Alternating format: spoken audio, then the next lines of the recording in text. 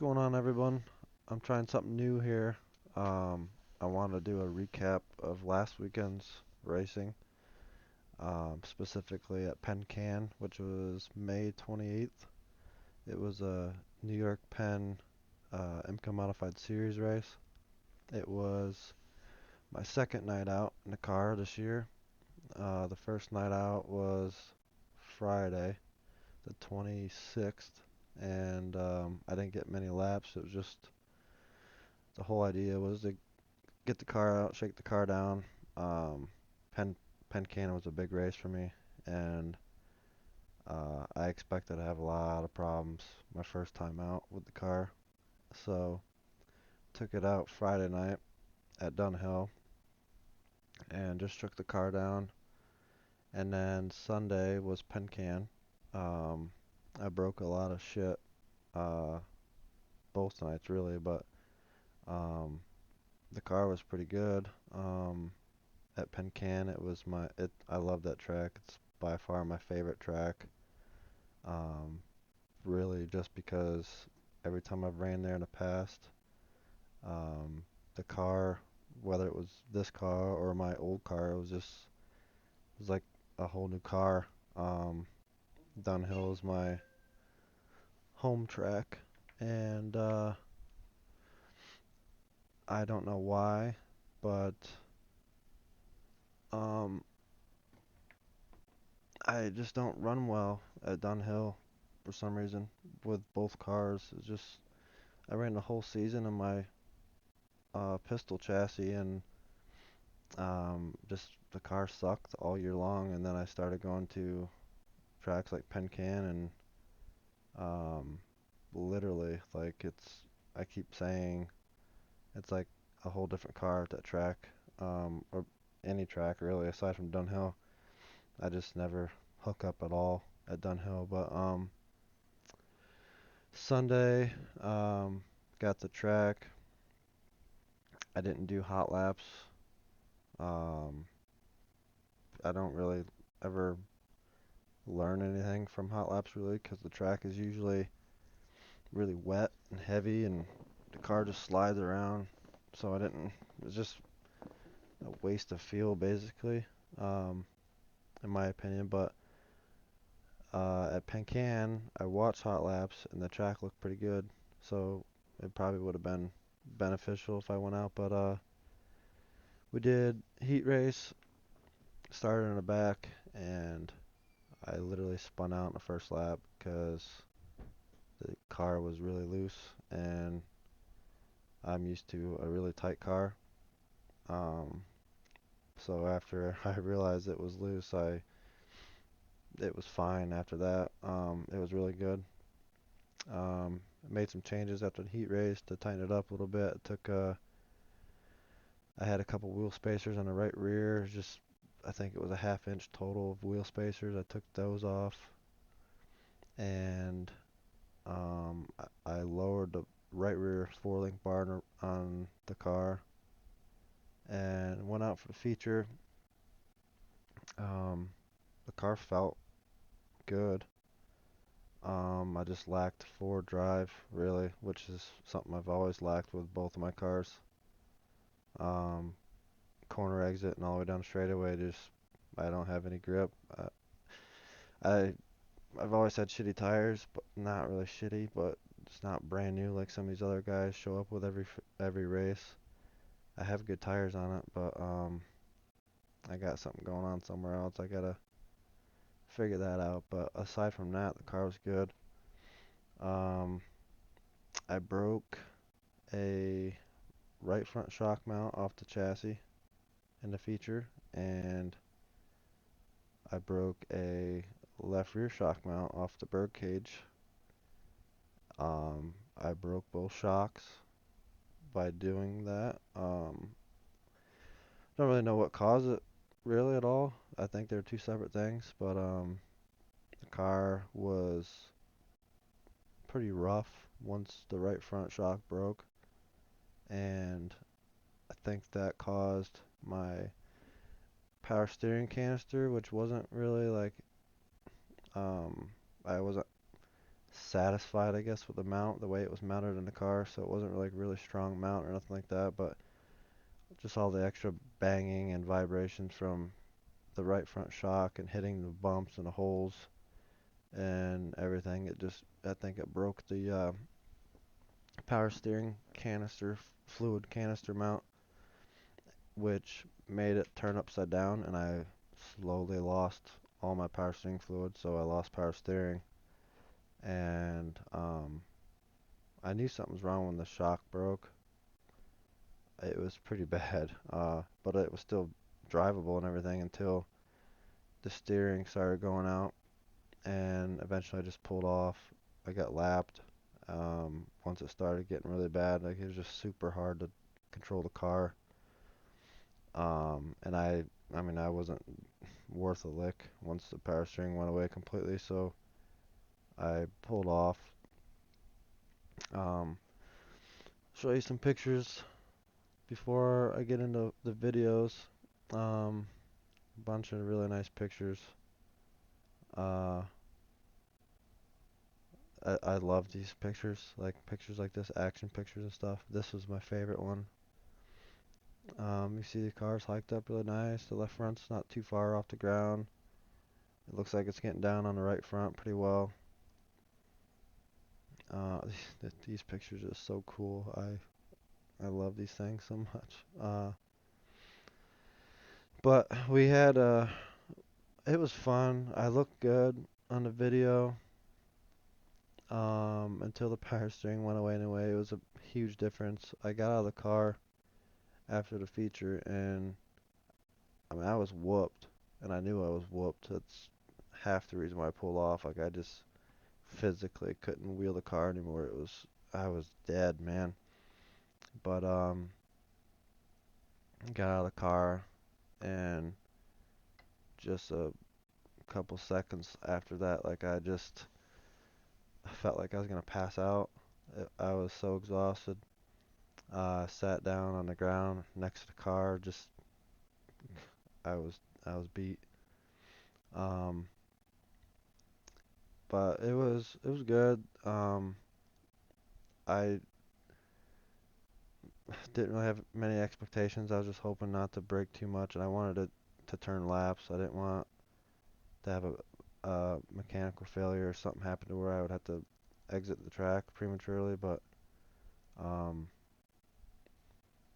I did a good amount of laps and learned a lot. I got a lot of data, so that way I can make some changes before Bloomsburg, which is my next race, which is this upcoming Thursday. Penn. There's a few races this year that are extremely important to me. I wanted to do all the series races, but financially I can't right now. So there's a few big races that I absolutely want to do. Penn was the first one, and the next one is Bloomsburg. Um, so I'm gonna make a bunch of changes to the car. I'm still in the process of fixing the shock mounts. I got the left rear done, but the right front is done. I had to make a new mount for the shock and weld it to the chassis. And then I can start focusing on making changes. Um, like I said, the biggest thing was foregrip. I just didn't have anything off the corners and down the straightaways. I think that was in the corners. I was fine, speed wise, and it felt like I had a good amount of traction. Just coming off the corners and down straightaways where they were killing me. The right front shock mount is right here. Um, Obviously this is supposed to be attached here. It literally ripped right off. I've never had this, like I didn't put this mount on. It was on the car when I got it. So I don't know if the welds were bad or I don't know. So Friday night at Dunhill, um, both my cars I've always bottomed out my right front, and that means a couple things. But the most, if you're bottoming out, you need a stiffer spring, and I have a metric chassis, which most people run Chevelle chassis, and They require a stiffer spring rate than the Chevelle chassis, but I was always told that once you put the Nova lower control arms on, that you don't really, I think you need like 100 pound stiffer spring than the Chevelles, but so I thought I'd be good. I thought I just had something else going on, but I did more research and talked to a bunch of guys, and um, everybody that knew anything about the metrics told me that I needed a stiffer spring. So Sunday or Friday at Dunhill, I had my 600 pound spring on the right front, which I've had on there ever since I'd had the car out last year, and um, my right front shock was bottoming out. So before I went to Penn, I put a 750 pound spring in it with an 800 pound left front, and it was still bottoming out. So this, well, obviously I had bigger problems in the feature, but in the heat race you could tell that the right front shock was bottoming out. So one of the changes I'm going to make before Bloomsburg is I'm going to up the spring rates in the fronts again. And I'm basically just going to keep going until I stop bottoming out with the shock. Um, but that's the right front shock. There's another picture from the side. You can see it. That's after I don't know. I guess I didn't do anything there, but um, and I cleaned it all off, and then I put another tube over top of it, just a half a tube, and then I welded it on. I don't have any more pictures other than that, but it's done now, basically. Um, so there's that, and my left rear shock, I broke the clevis off the bird cage here. Um, this squarish piece bolts to the bird cage, and then there's a bolt that goes through this, and then there's a clevis there, and then the bottom of the shock, the shaft has, it attaches there. Um, the clevis, they look like this. They just, like I said, that bolt goes through here, and the shock connects to it. Um, so I broke that. I think I have a couple more pictures actually. Right there. The whole shaft is snapped. I really don't know what I know those bolts will snap a lot. Um, but I think something else happened because the whole fucking shaft is gone. So I don't know if when I was letting off going into corners, it was compressing so much, and I didn't have much shaft showing to begin with. So I don't know if it broke the shock and then that broke the bolt or what happened, but I got a lot of adjusting to do to make sure it don't happen again. There's the bottom of the shock there. Um, and then here's just a bunch of random pictures from the track. This was at Penn. I had my little brother Tuffy with me, my dad, my girlfriend Michelle.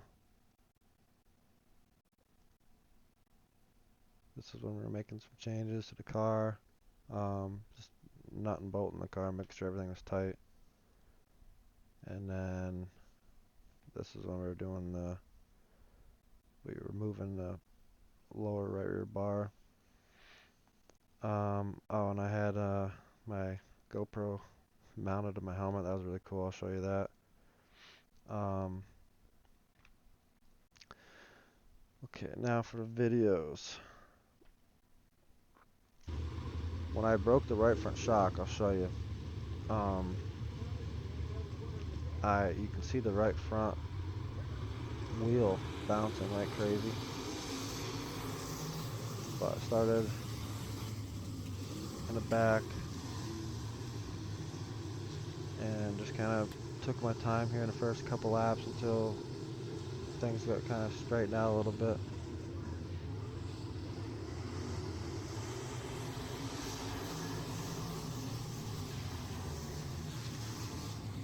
I didn't even have 10 laps on the car basically until, well, maybe 15 because of the heat race at Dunhill. I did one lap at Dunhill in a feature race before I did guess I did like 3 or 4 laps, but no hot laps at Penn Can, and then I had my 8 laps in the heat race. So I really don't have many laps in this car, so I'm just kind of figuring it out, getting used to it, and my lap times got better and better and better in the future. I don't know exactly when I broke my right front shock mount, but you can definitely tell at some point when the right front starts bouncing around like crazy.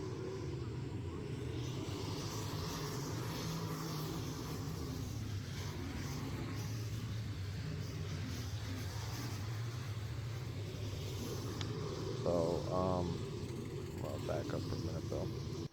4 drive. So watch Jake Maynard right here. Watch how quickly how much grip he has down the straightaway. That's not horsepower. There's almost no such thing as too little horsepower in these cars because of how hard the tire is. But that's what I'm talking about, is from right here down the straightaways. That's where I'm lacking.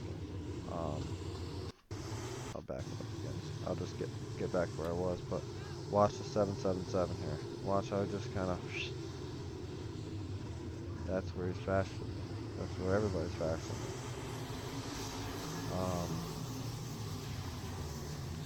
So that's the area I need to focus on more than anything, really, is here, off. Everybody I was running with, basically. Matt Roberts looked like he had a lot of similar things going on. He seemed like I might even had more forward grip than he did, which is surprising to me, but because I kind of pull on him, my gap always increases between me and him on the straightaways, so he's obviously experiencing some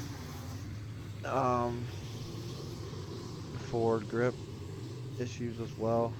In the corners, me and Matt were pretty good. Matt was probably a little bit better than me in the corners, but yeah, I don't know. I'll have to do a lot of adjusting and put more of an emphasis on forward bite from center off, corner exit off. But the car gets up in the bars. I mean, it looks good. The posture's great. It's getting over in the right front. Of course, when you break your right front shock, you're gonna. But it was getting over too much as it was, because the right front shock was bottomed out before anything broke. It was bottomed out in the future, or in the heat race.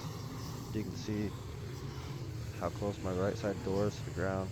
Even on the straightaways, it's basically right against the ground, so I know it's getting over in the right front. It's just getting over too much. I gotta keep going up the spring rate until, at least till the shock stops bottoming out. But in the video, looks fine. Car looks great. Like, really does look good. My biggest thing is, like, I know this car isn't gonna win, and if it does win, at that, I don't have enough money to win. I can't compete with the guys there. I can't show up with brand new tires every week, and I'd like to run top 5 at some point. On my budget, I don't expect to win, but I'd like to run top 5 at some point. I like beating cars that have 4 or 5 times as much money to them. I like passing cars that are, they got probably 50 grand into them, and I have just a couple $1,000s into mine. The reason why I like these cars so much is because they're hard to drive. They got a hard tire, so no matter what you're racing, money helps, obviously. But with these cars, it's a little more. As a driver, you're in a little bit more control, because just right there you can see how the right front wheel's bouncing. But these cars are just so hard to drive. So you can have the best car, you can have 60, $70,000 car and look like a moron out there if you don't know how to drive. So look at the right front. See how much it's bouncing? It's ridiculous. And then right here, I'm slowly losing my power steering. So every lap from here on out gets worse and worse and worse before I can barely drive the thing.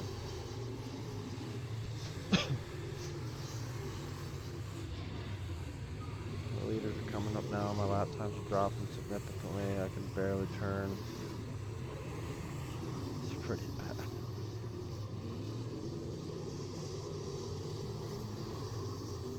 And then right here is probably when it was the worst, where I completely lost the power steering, and then the leaders are coming in, and I sure as hell didn't want to get in their way, so basically just trying to stay the hell out of everybody's way. A caution eventually comes out, and then I run another couple laps, and then I just pulled off the track. But I was not in control really at all.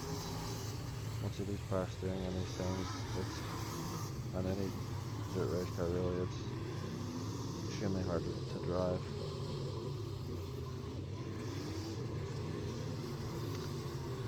Now, the car looks pretty smooth. Literally, like, one thing that I took away from this with my GoPro mount and showing people is, I've never had a GoPro mounted on my helmet or a GoPro on my car where you can really see my hands at all. And one thing that everybody that I've said, or everybody I've shown the GoPro video to, they all said like they had no, like my girlfriend, she's one of the people that said it. They don't realize how much you turn the wheel in the car, and just from looking at the video, like a video like this, it just looks simple, right? It looks easy. It doesn't really look like it's really hard. It looks good, looks smooth, but if you go and watch the GoPro video, it tells a different story. It doesn't really match up to the other video that we just watched, because it doesn't seem like I'm turning the wheel this much.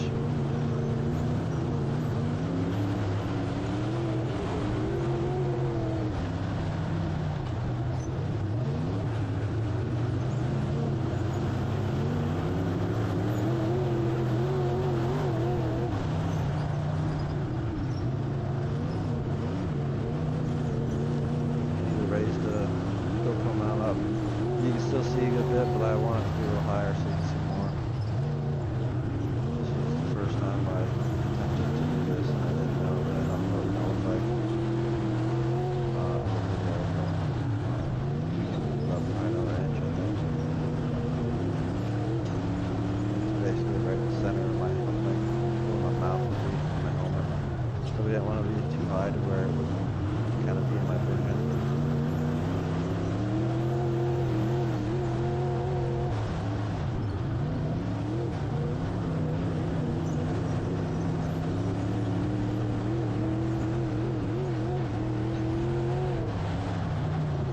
Yeah, even to me, like, I know what it looks like and what I do inside the car, obviously. My perception has always been different, like the opposite of what other people like. This video surprises people because they don't realize how much you have to turn the car and stuff. But to me, every time I watch the outside view, that's what shocked me, is how it looks like I'm barely turning in those videos, knowing that I have to do this when I'm in the car.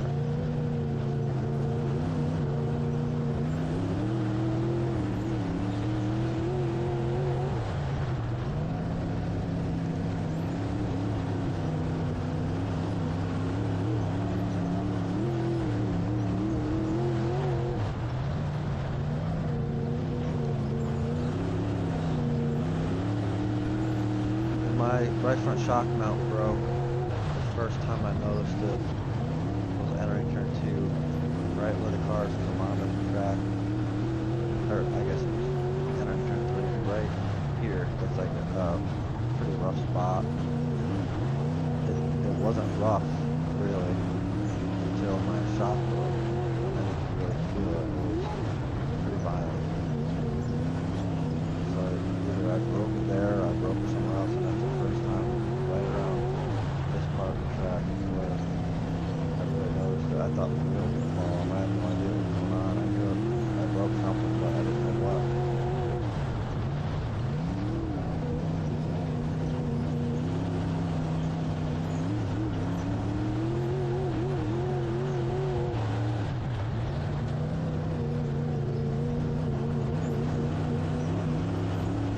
Last year when I was here, the setup was a lot different. I corrected a lot of things that were wrong. But the last time I had this car out last year was here at this track, and anytime a driver says the car's easy to drive, that's when you know you have it set up pretty good. And I said that the last time I had it out at Penn, and it wasn't. Past weekend it wasn't really easy to drive, so I know I have some work to do, but like I said, the biggest thing I need to work on is try to get this thing to hook up more corner exit and go down straightaway. I'm not even on throttle that much, I'm spinning. So I need to figure out how to put the power to the ground where it hooks up and goes. I know it's more than tires. I know tires are extremely important, but I definitely think you can gain a lot out of suspension stuff, whether it's setting it up differently or right there you can tell my shit's fucked up. Yeah, I can't turn back. But maybe some better parts like a full bar, something. I have a pretty decent full bar, but it's not like a name brand.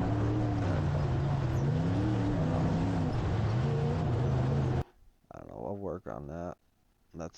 If I get that down, I think I'll be pretty decent. But I was back to what I was trying to say earlier before I keep getting sidetracked. My goal isn't to go to the track and win in this car with my budget.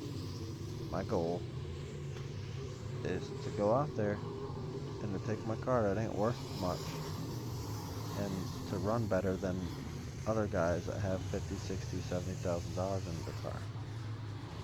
I want people to watch me, and I want people to know that I can drive, knowing the equipment that I have and the money that I have and the car that I have. There's literally no excuse for some of these guys to finish behind me with the amount of fucking money that they got into their cars. Literally the price of my car and how much money I have into it, it's just a couple grand. It's not. If I were to sell the car as it sits out there in the garage right now, I mean, I'd be hard pressed to get $3,000 for it. And then like the 777 car that's Jacob McConnell.